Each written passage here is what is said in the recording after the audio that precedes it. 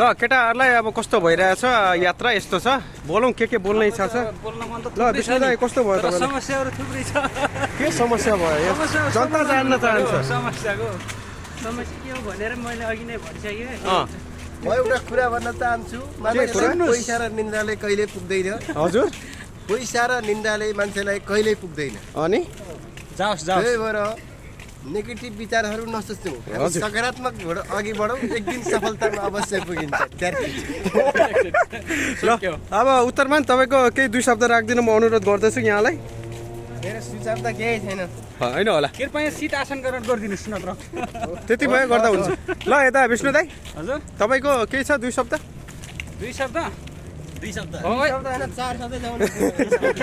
अहिले मैले सोच्ने फुर्सद भएन है 81 पर्यो हजुर 81 पर्यो कि सरप्राइज जस्तो भयो होइन फेरि सोचौँ भन्दा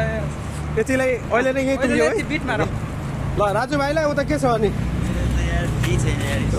कामले थाकिछु बिजी नभए पनि ल गोपाल यसो अब तपाईँको जाओस् 2 शब्द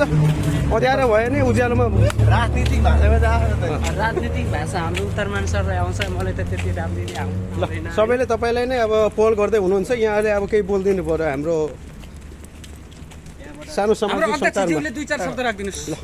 मेरो विचारमा त राजनीति भनेको चाहिँ त्यो राजाको नीति पछि आएर राजाको नीति गर्ने मान्छेलाई चाहिँ राजनीति भने हो जस्तो लाग्छ त्यसलाई कुटनीतिक भन्छ राजनीतिक होइन राजा हाम्रो उदयमान सरलाई कस्तो लाग्छ कुनै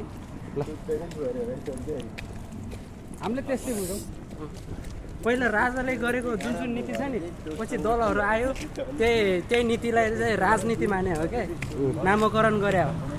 अब टेन्सन नगर्नु केपी बा अब तपाईँ अहिले सत्ता चलाउँदै गर्नु हामी मलेसियामा अहिले यसो बसिरहेको छौँ 2-4 वर्षपछि अब तपाईँ रिटायर हुनुहुन्छ अनि हामीहरूको पालो आउँछ त्यतिमै भन्दै हाम्रो यति टिकटक लाइभ यतिमै टुङ्गाउँदैछौँ है यात्रा लामै छ